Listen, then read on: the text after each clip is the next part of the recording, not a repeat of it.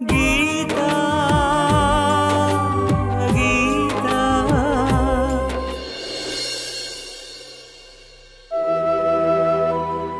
Economics exam ಕೊನೆ paper. ಎಲ್ಲ ಪ್ರಶ್ನೆಗಳಿಗೂ ಉತ್ತರ ಗೊತ್ತಿರುವಾಗ ಎಕ್ಸಾಮ್ ಬರೆಯೋದಕ್ಕೆ ಚೆನ್ನಾಗಿರುತ್ತೆ. ಎಲ್ಲ ಸಬ್ಜೆಕ್ಟಲ್ಲೂ 100ಕ್ಕೆ 100 ತಗೊಂಡ್ರೆ ಕಾಪಿ ಮಾಡಿದ್ರು ಬೇರೆ ಅವರು first ಬರೋದಕ್ಕಾಗಲ್ಲ.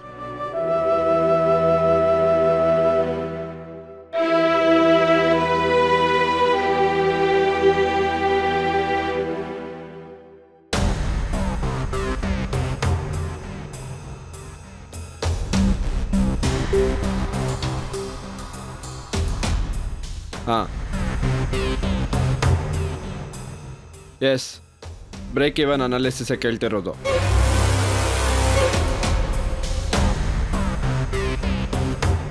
The terms margin of safety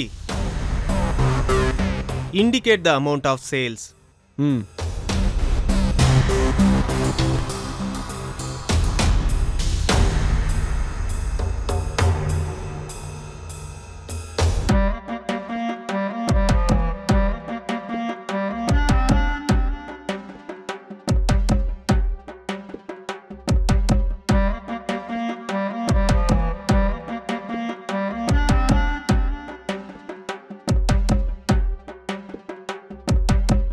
ಏನ್ ಮಾಡ್ತಿದೆ?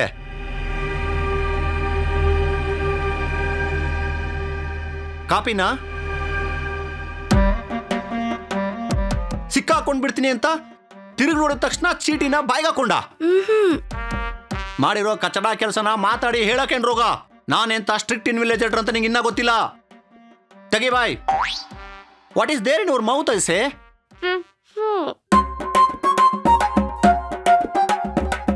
ಛೇ, ಏನ್ರಿ ಇದು?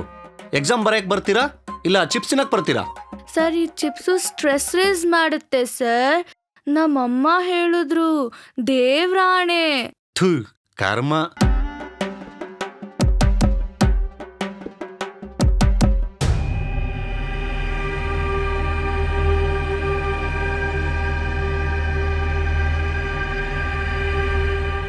In another word, the margin of safety indicate the amount of sales. ನಿಧಾನಕ್ಕೆ ಹೇಳ್ರಿ. ಸ್ಪೀಡಾಗಿ ಹೇಳೋಕೆ ಸುಲಭ, ಆದರೆ ಬರೆಯೋಕೆ ಕಷ್ಟ. Okay sir. ಏನ್ ಮಾಡ್ತಿದ್ಯಾ ಮಿಸ್ಟರ್?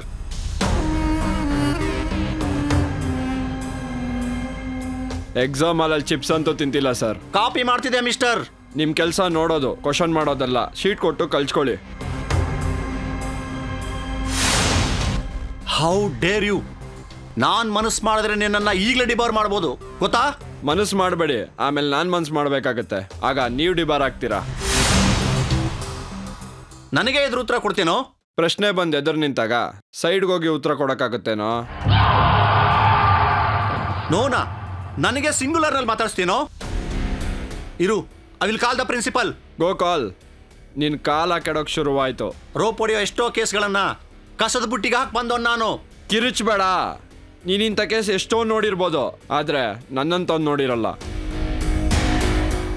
ನೋಡೋಕ್ ಸಾಧ್ಯನೂ ಇಲ್ಲ. ಅದೇನ್ ಕಿತ್ಕೊಂತೀಯೋ ಕಿತ್ಕೋ ಹೋಗೋ. ಪ್ರಿನ್ಸಿಪಲ್, ನೀವು ಕೊಟ್ಟಿರೋ ಪಾಕೆಟ್ ಮನಿ ಯಾವುದಕ್ಕೂ ಸಾಲಲ್ಲ.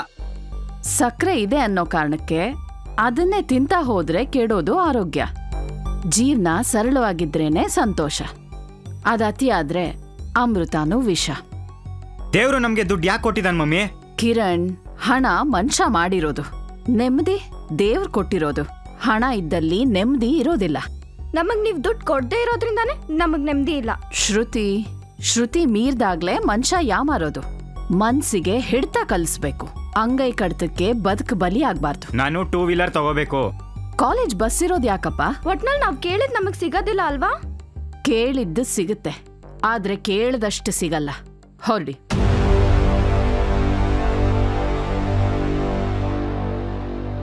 ಭಾನು, ಕಾಫಿ ರೆಡಿ. ಮಕ್ಕಳು ಕೇಳಿದ್ದನ್ನ ಕೊಡ್ಬೋದಾಗಿತ್ತಲ್ಲ. ಕೇಳೋ ಬಾಯಿಗೆಲ್ರಿ ಕಷ್ಟ ಗೊತ್ತಿರುತ್ತೆ. ಇವ್ರು ಕೇಳಿದ್ರೆ ಹಾಗೆ ಹೇಳ್ತೀಯ. ಅದೇ ವಿಜಯ್ ಕೇಳಕ್ಕಿಂತ ಮುಂಚೆ ಅವನಿಗೆ ಬೇಕಾದನ್ನೆಲ್ಲ ಕೊಡಿಸ್ತೀಯ. ಇವರನ್ನ ಬಸ್ಸಲ್ಲೇ ಹೋಗುವಂತೀಯ. ಆದ್ರೆ ವಿಜಯ್ಗೆ ಕೋಟ್ಯಾಂತರ ರೂಪಾಯಿ ಖರ್ಚು ಮಾಡಿ ಕಾರ್ ಕೊಡಿಸ್ತೀಯ.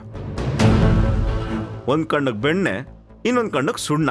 ಆದ್ರೆ ಹಣೆ ಬರಹ ವಿಜಯನ್ 2 ಕಣ್ಣಿಗೂ ಸುಣ್ಣ ಇಟ್ಟಾಗಿದೆಯಲ್ರಿ. ಹೆತ್ತ ತಾಯಿನ ಕಿತ್ಕೊಂಡಿದೆ, ಮಮಕಾರದ ಮಡಲನ್ನ ಶಾಶ್ವತವಾಗಿ ದೂರ ಮಾಡಿದೆ. ಅಂತ ಜೀವ ಯಾವತ್ತಿಗೂ ನೋವು ತಿನ್ಬಾರ್ದು. ತಿಂದೇ ಇರೋ ಹಾಗೆ ನೋಡ್ಕೋಬೇಕು ಅನ್ನೋದೇ ನನ್ನ ಆಸೆ. ಇವತ್ತು ನನಗೆ ಈ ಮನೇಲಿ ಸಿಕ್ಕಿರೋ ಸ್ಥಾನ, ನನ್ನ ಮಕ್ಕಳು ಈ ಮನೇಲಿ ಅನುಭವಿಸ್ತಾ ಇರೋ ಸೌಕರ್ಯ ಎಲ್ಲ ನಿಮ್ ಮೊದಲನೇ ಹೆಂಡ್ತಿ ವಿಜಯನ್ ತಾಯಿ ಕೊಟ್ಟಿರೋ ಭಿಕ್ಷೆ ಅಲ್ವಾ? ಅದನ್ನ ಯಾವತ್ತಿಗೂ ನಾನು ಮರಿಬಾರ್ದು, ನನ್ನ ಮಕ್ಕಳು ಮರಿಬಾರ್ದು. ಆ ಋಣ ತೀರ್ಸೋದಕ್ಕೆ ನಾನು ವಿಜಯನ್ನ ಸಾಯೋ ತನಕ ಸುಖವಾಗಿ ನೋಡ್ಕೋತೀನಿ. ದಯವಿಟ್ಟು ಈ ವಿಷಯದಲ್ಲಿ ನೀವು ಅಡ್ಡಿ ಬರಬೇಡಿ.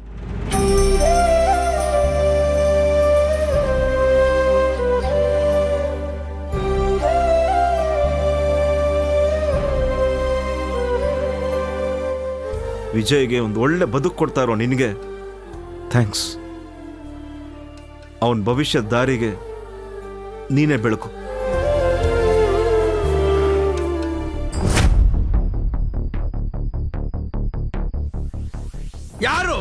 ಯಾರದು? ಪರೀಕ್ಷೆ ಅಂದ್ರೆ ಭವಿಷ್ಯ. ಆ ಭವಿಷ್ಯನ ಹಾಳು ಮಾಡ್ತಾ ಇರೋದು ಯಾರು? ನನ್ನ ಕಾಲೇಜಲ್ಲಿ ಕಾಪಿ ಮಾಡ್ತಾ ಇರೋದು ಯಾರು? ಯಾರದು? ಇವನೇ ಸರ್. ಇವನಾ?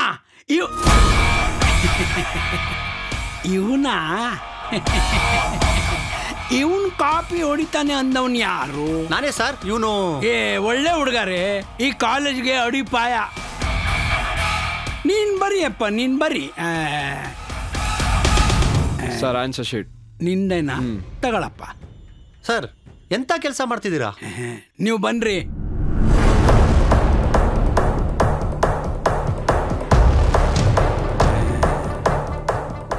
ನಾನ್ ಮಾಡ್ತಾ ಇರೋದು ಒಳ್ಳೇದಕ್ಕೆ, ನಿಮ್ಮ ಒಳ್ಳೇದಕ್ಕೆ. ಸರ್ ನೀವು ಮಾಡ್ತಿರೋದು ಸರಿ. ನಿಮ್ಗೆ ಪ್ರೊಫೆಸರ್ ಲಕ್ಷ್ಮಣ್ ಗೊತ್ತು ತಾನೆ? ಹಾ, ಅದೇ ಹೋದ ವರ್ಷ ಸೂಸೈಡ್ ಮಾಡ್ಕೊಂಡು ಸತ್ರಲ್ಲ. ಯಾವುದೋ ಸ್ಟೂಡೆಂಟ್ ಜೊತೆ ಮಿಸ್ಬಿಹೇವ್ ಮಾಡಿದ್ರು ಅನ್ನೋ ಆರೋಪ. ಆ ಆರೋಪ ಬಂದಿದ್ದು ಯಾತಕ್ಕೆ? ವಿಜಯ್ನ ಎಕ್ಸಾಮ್ ಹಾಲಲ್ಲಿ ಹಿಡಿದಿದ್ದಕ್ಕೆ.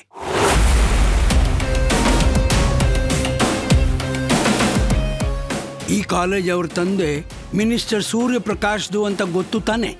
ಆದರೂ ಅವ್ನು ಮಾಡ್ತಿರೋದು ತಪ್ಪಲ್ವಾ ಸರ್? ಆ ತಪ್ಪನ್ನು ಎತ್ತಿ ತೋರಿಸಿ ನಿಮ್ಮ ಮನೆಯವ್ರು ನಿಮ್ಮ ತಿಥಿ ಮಾಡಬೇಕು ಅಂತ ಬಯಸ್ತೀರಾ? ನೋಡ್ರಿ, ಕೆಲವೊಂದನ್ನ ನೋಡಬೇಕು, ಕೆಲವೊಂದನ್ನ ನೋಡಿದ್ರು ನೋಡ್ದ ಹಾಗಿರ್ಬೇಕು. ಹಾಗಾದ್ರೆ ನಾನೀಗೇನು ಮಾಡ್ಬೇಕು ಸರ್? ಸಾಧ್ಯವಾದರೆ ಅವನಿಗೆ ಸಹಾಯ ಮಾಡಿ, ಇಲ್ಲ ಅಂದರೆ ಅವನ ಕಡೆ ನೋಡದೆ ಸುಮ್ಮನೆ ಇರಿ.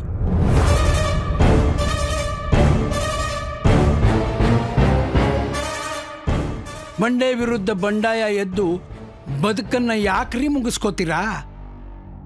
ನೋಡ್ರಿ, ವಿಜಯ್ ಸುಮ್ಮನೆ ಇದ್ರೆ ಸೌಕರ್ಯ, ರೋಪ್ ಹಾಕಿದ್ರೆ ತೋಪು. ತಿಳ್ಕೊಂಡು ಮ್ಯಾನೇಜ್ ಮಾಡ್ರಿ.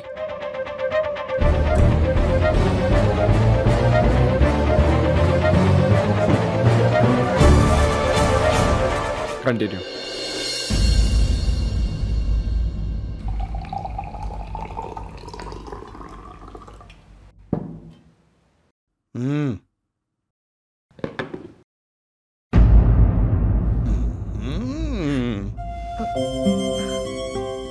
ತಿನ್ನೋ ತಿಂಡಿಲು ಇದು ಹೆಣ್ಣೆತ್ ಮನೆ ಅಂತ ತೋರ್ಸೋದೇನ ನಿನ್ ಕೆಲ್ಸ? ತಪ್ಪಾಯ್ತು ರೀ, ಕ್ಷಮಿಸ್ಬಿಡಿ. ಕ್ಷಮಿಸಿನೇ 2 ಹೆಣ್ಮಕ್ಳಾಗಿರೋದು. ನೀನೇನು 3ಕ್ಕೆ ಅವಕಾಶ ಇಲ್ದಿರೋ ಹಾಗೆ ಆಪರೇಷನ್ ಮಾಡಿಸ್ಕೊಂಡು ನೆಮ್ಮದಿಯಾಗಿದ್ಯಾ. ನನ್ನ ಜೀವನದಲ್ಲಿ 1 ಗಂಡು ಮಗುವಿನ ತಂದೆ ಅನ್ನಿಸ್ಕೊಳ್ಳೋ ಭಾಗ್ಯನ ಹಾಳು ಮಾಡಿದ ದರಿದ್ರ ನೀನು.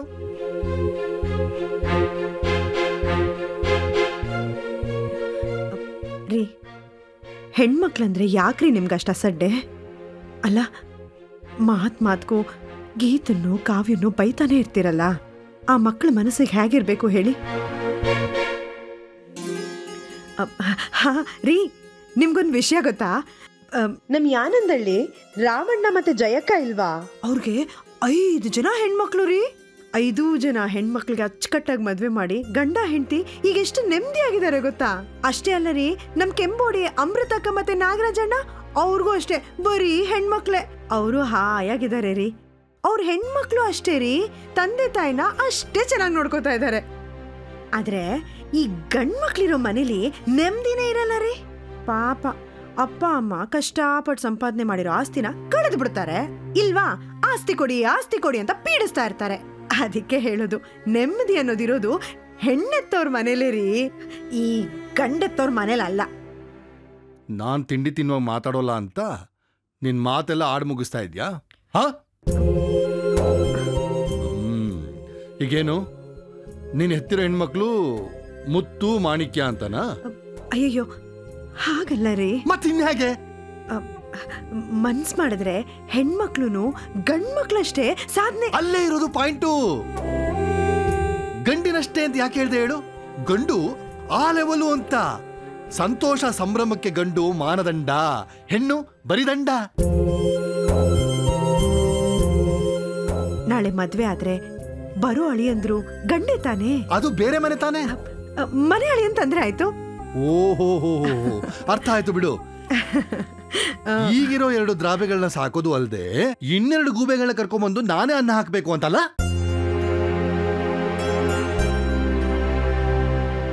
ಅದ್ ಹಾಗಲ್ಲ ರೀ.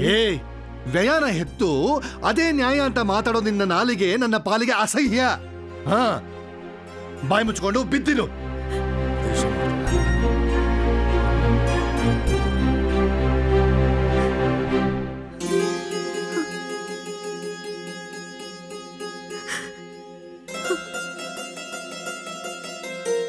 ಎಕ್ಸಾಮ್ ಆಯ್ತು, ಎಕ್ಸಾಮ್ ಆಯ್ತು,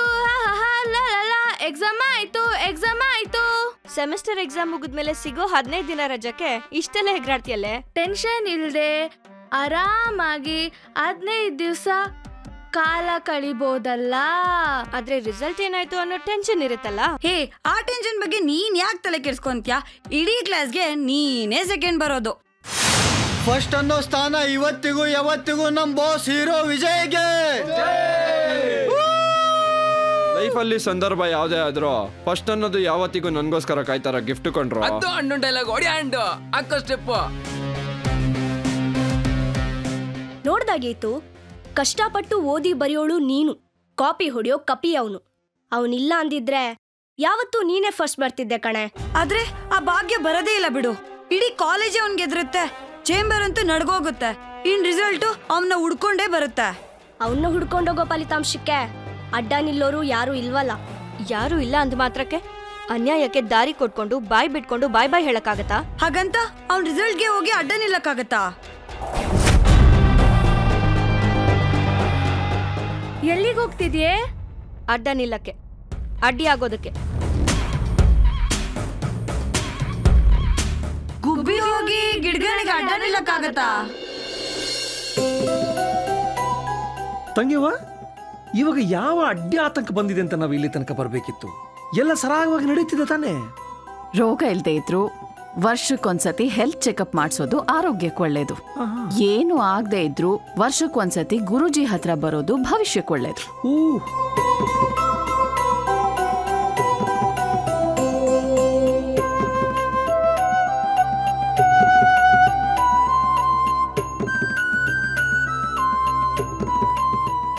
ಬಾಮ್ಮ ಭಾನುಮತಿ. ಗುರುಜಿ ಇನ್ನೂ ಕಣ್ಣು ಮುಚ್ಕೊಂಡಿದ್ದಾರೆ, ಆದ್ರೂ ಬಂದವ್ರು ಇಂಥವ್ರು ಅಂತ ಅದ್ಯಾಕೆ ಗೊತ್ತಾಗುತ್ತೆ? ಓಹೋಹೋ, ಇದು ನೀನು ಹಾಕೊಂಡಿರೋ ಸೆಂಟ್ ಮಹಿಮೆ ಗುರುಜಿ. ಅದು ವಿದೇಶದ್ದು. ಈ ಊರಲ್ಲಿ ಈ ಸೆಂಟ್ ಹಾಕೋ ಯಾರು ಇಲ್ಲ ಬಿಡಿ. ಅಲ್ವೋ ತಂಗಿಯವ? ಅಣ್ಣ ಸುಮ್ಮನಿರ್ತ್ಯಾ, ಇದು ಗುರುಜಿಗಳ ದಿವ್ಯ ದೃಷ್ಟಿ.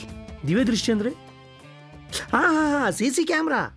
ಅಣ್ಣ ಸ್ವಲ್ಪ ಬಾಯಿ ಮುಚ್ಕೊಂಡು ಸುಮ್ಮನೆ ಇರೋದನ್ನ ಕಲಿತ್ಯಾ?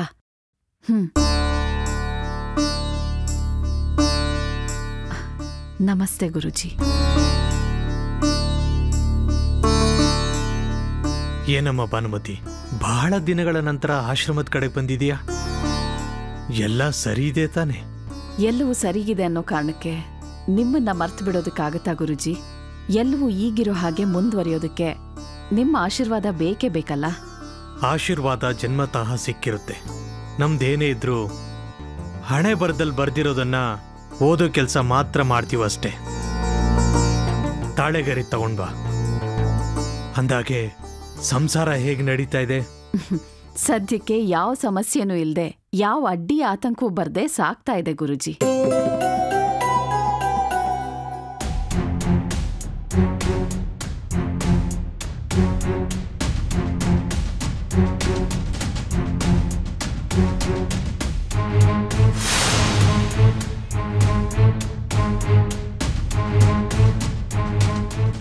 ಕಾಪಿ ಮಾಡಿ ಫಸ್ಟ್ ರ್ಯಾಂಕ್ ತೆಗಿತಾ ಮೆರಿತಾ ಇದ್ರೆ ಮಾತಾಡೋಕು ಇಲ್ಲಿ ಯಾರೂ ಇಲ್ವಾ?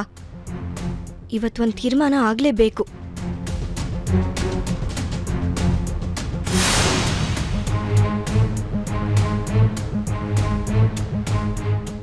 ಸ್ವಲ್ಪ ಬಿಗಿಯಾಗಿ ಕಟ್ಟಿ ವಿಶ್ವನಾಥ್, ಮಕ್ಕಳ ಭವಿಷ್ಯ ಅದು.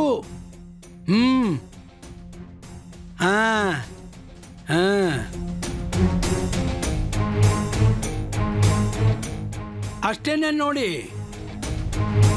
ಆ ಮನುಷ್ಯನ ಸುಮ್ಮನೆ ಎದುರು ಹಾಕೊಂಡಿದ್ದಿದ್ರೆ ಇಲ್ಲಿ ಯಾರ ಎಕ್ಸಾಮ್ ನಡೀತಾನೆ ಇರಲಿಲ್ಲ.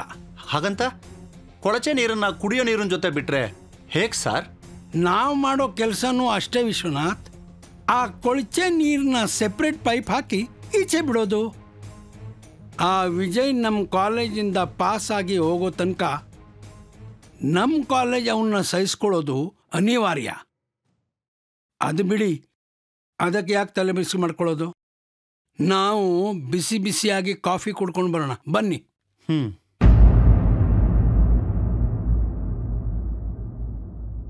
ಕೊಳಚೆ ನೀರು ಸೇರ್ಬೇಕಾಗಿರೋದು ಮೋರಿಗೆ. ಅದ್ರ ದಾರಿ ನಾನ್ ತೋರಿಸ್ತೀನಿ.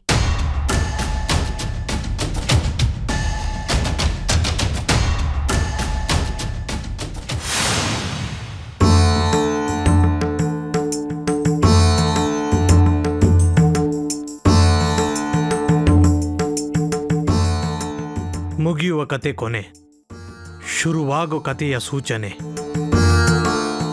ಭವಿಷ್ಯದ ಅಡಿಗಲ್ಲು, ಮುಗ್ಗರಿಸೋ ತೊಡರ್ಗಲ್ಲು. ಈ ರೀತಿ ಭವಿಷ್ಯದಲ್ಲಿ ನಡೆಯೋದೆಲ್ಲ ಇದರಲ್ಲಿ ಬರ್ತಿರುತ್ತೆ ಅಂತ ತಾಳೆಗರಿದು. ಸರ್ ಸರ್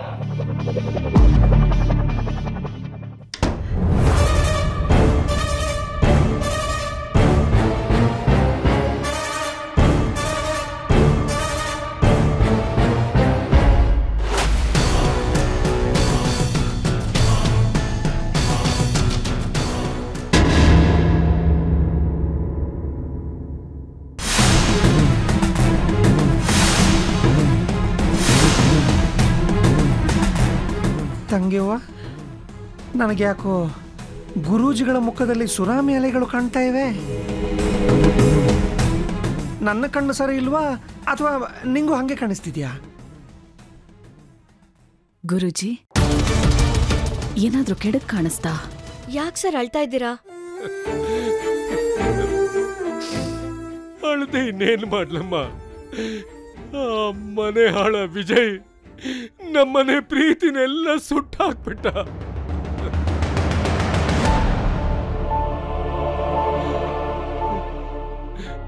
ನೋಡಮ್ಮ, ನನ್ನ ಕಣ್ಣು ಮುಂದೆನೆ ನನ್ನ ಪ್ರೀತಿಯ ಕಾರು ಸುಟ್ಟು ಉರಿದೋಯ್ತಮ್ಮ.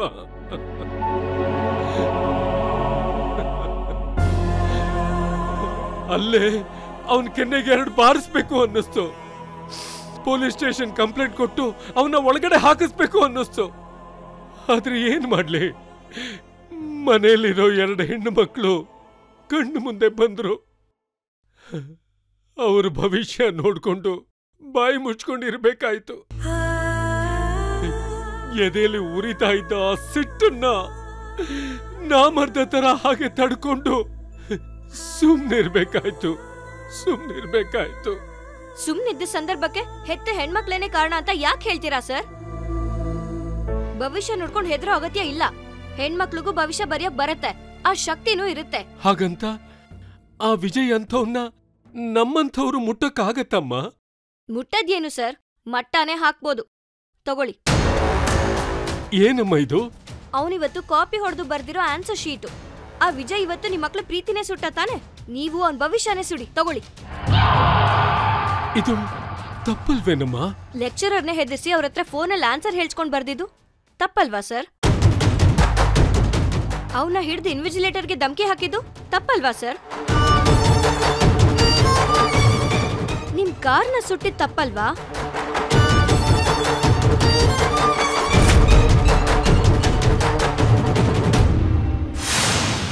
ಇಷ್ಟು ದಿವಸ ನಿನ್ನ ಬದುಕು ಆತಂಕವಿಲ್ಲದ ಬದುಕಾಗಿತ್ತು.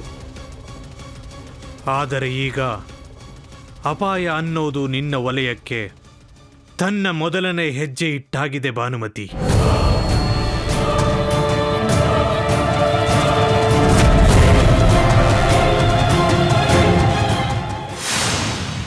ಮೆರೀತಿರೋ ದುರಹಂಕಾರಕ್ಕೆ ಒಂದ್ ಪೆಟ್ ಬಿಗಿಯೋದ್ರಲ್ಲಿ ಯಾವುದೇ ತಪ್ಪು ಇಲ್ಲ ಸರ್.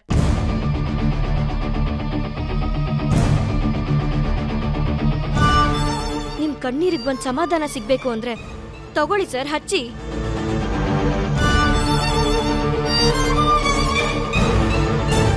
ತಗೊಳ್ಳಿ ಸರ್.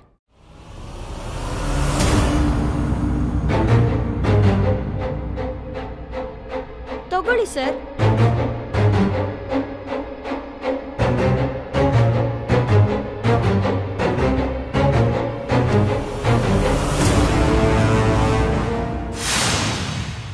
ಏನ್ ಹೇಳ್ತಾ ಇದ್ದೀರಾ ಸ್ವಾಮಿ? ಇದನ್ನ ಹೇಳ್ತಾ ಇರೋದು ನಾನಲ್ಲ, ನಿನ್ನ ವಿಧಿ. ಒಂದು ಹೆಣ್ಣು ನಿನ್ನ ಸುತ್ತ ಇರೋ ಬೇಲಿನ ದಾಟ್ಕೊಂಡು ಬರ್ತಾ ಇದ್ದಾಳೆ. ನಿನ್ನ ಸುಖ ಸಂತೋಷದ ದಿನಗಳಿಗೆ ಬೆಂಕಿ ಇಡೋದಕ್ಕೆ ಕೊಳ್ಳಿ ಇಟ್ಕೊಂಡು ಬರ್ತಾ ಇದ್ದಾಳೆ.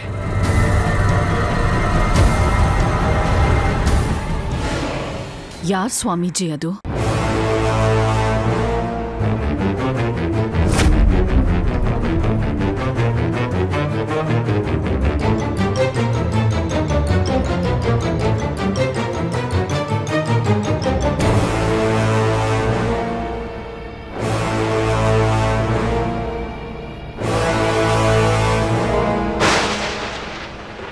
ಯಾರು ಅನ್ನೋದನ್ನ ಹೇಳಕ್ಕಾಗೋದಿಲ್ಲ. ಆದ್ರೆ ಬರ್ತಾ ಇರೋದು ಹೆಣ್ಣು ಅನ್ನೋದು ಮಾತ್ರ ಸತ್ಯ. ಅವಳು ಬರೋ ದಾರಿ ಯಾವುದು, ಅವಳ ಗುಣಲಕ್ಷಣ ಏನು ಅಂತ ಹೇಳೋದಕ್ಕೆ ಒಗಟುಗಳನ್ನ ಒಡಿಬೇಕು. ಅದನ್ನ ಹೇಳೋದಕ್ಕೆ ಸ್ವಲ್ಪ ಸಮಯ ಹಿಡಿಯುತ್ತೆ. ಏನ್ ತಂಗ್ಯವ್ವ ಇದು? ನಿನ್ನ ಬದುಕಲ್ಲಿ ನೀನ್ ಹಾಕಿರೋ ಬೇಲಿ ದಾಟಿ ಯಾರೋ ಬರ್ತಿದಾರಂತಂದ್ರೆ ಏನ್ ಅರ್ಥ?